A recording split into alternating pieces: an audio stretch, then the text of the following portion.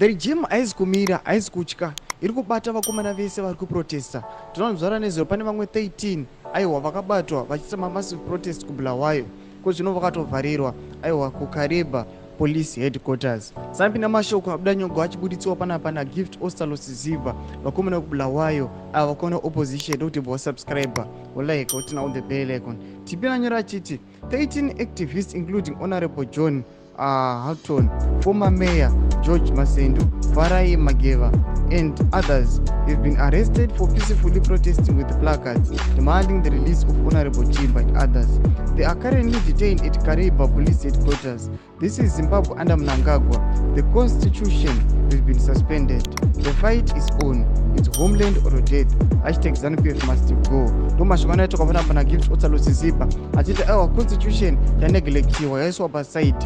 Our move now ndekuti ZANU-PF ngaichirwa pasi. We can no longer tolerate this tavabo. Mashoka toka vana pana gift otalosizipa. Achita ayawa constitution ino allow to protest or petition peacefully sezvavaita, but panapa regime iri kubata ichisunga.